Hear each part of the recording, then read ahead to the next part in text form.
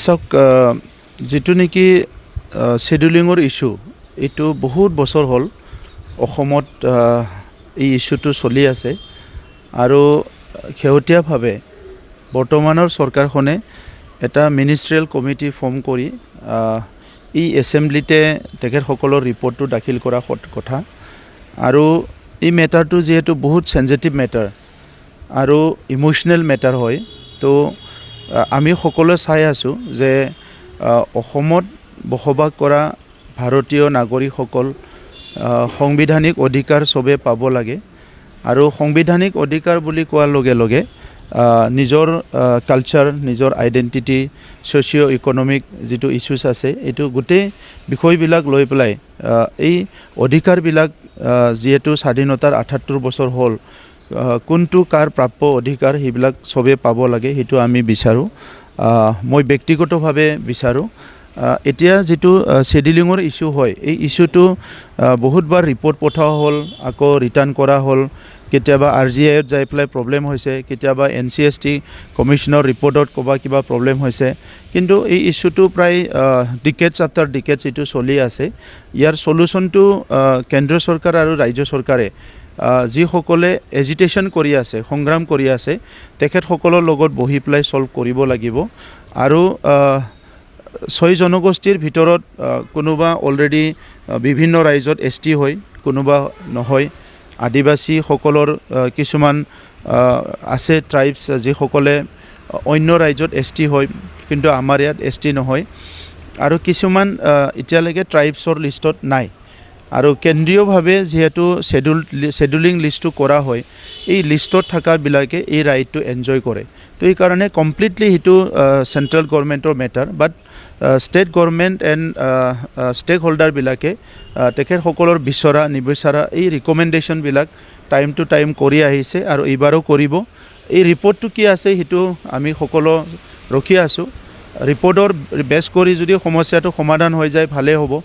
আৰু সমস্যা সমাধান নহ'লেও মই অনুৰোধ কৰিম আমাৰ ষ্টেট গভৰ্ণমেণ্টৰ তৰফৰ পৰা দুইটা পক্ষকে মাতি কথা পাতি ইয়াৰ সমাধান সূত্ৰ লাহে লাহে ওলাব লাগে কাৰণ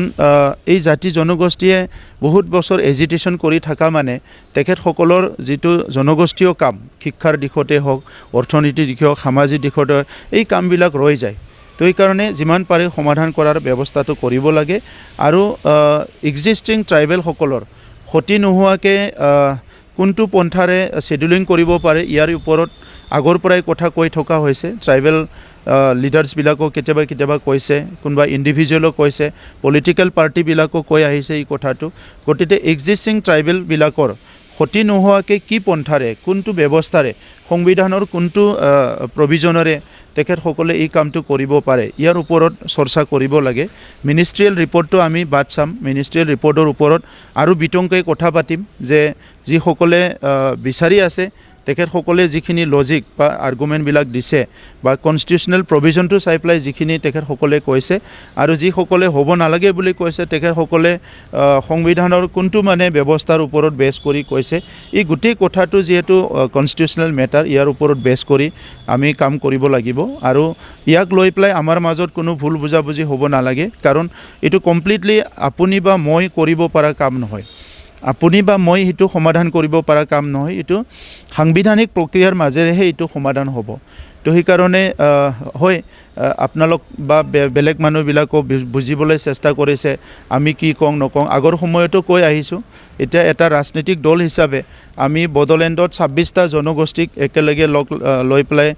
কাম কৰি আছিলোঁ আৰু অনাগত দিনতো কাম কৰি যাম এই 26টা জনগোষ্ঠী সকলোৰে নিজৰ নিজৰ ভাষা সংস্কৃতি নিজৰ ভূমিৰ অধিকাৰ সকলো অধিকাৰ লৈ জীয়াই থকাৰ কাৰণে ভাল এটা পৰিৱেশ গঢ়াৰ কাৰণে আমি কাম কৰিছিলোঁ আৰু কাম কৰি যাম কথাটোকে মই কৈছোঁ যে এছেম্বলিত মিনিষ্ট্ৰিয়েল কমিটিয়ে কি ৰিপৰ্ট দাখিল কৰিব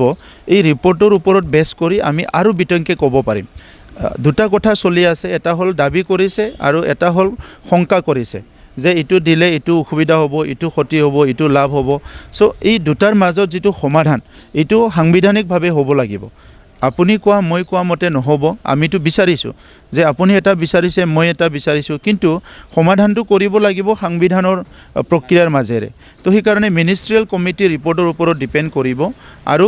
কথাটো আগৰ পৰাই চলি আছে যে এক্সিষ্টিং ট্ৰাইবেলৰ ক্ষতি নোহোৱাকৈ কেনেকৈ কোনটো প্ৰক্ৰিয়াৰে কৰিব পাৰে ইয়াৰ ব্যৱস্থাটো ওলাব লাগে বুলি কোৱা হৈছে কিন্তু এই কথাখিনি আজি আমি কমপ্লিটলি ডিপেণ্ড কৰিছোঁ যে মিনিষ্ট্ৰিয়েল কমিটিৰ পৰা কি আহে এইটোৰ ওপৰত বেছ কৰি আৰু এক্সিষ্টিং ট্ৰাইবেলৰ ক্ষতি নোহোৱাকৈ কোনটো প্ৰক্ৰিয়াৰে তেখেতসকলক ন্যায় দিব পাৰে জাষ্টিছ দিব পাৰে এই কথাবিলাক মিনিষ্ট্ৰিয়েল কমিটিৰ ৰিপৰ্টৰ পিছত খুব বিতং হ'ব আমিও সেইটো বিচাৰিছোঁ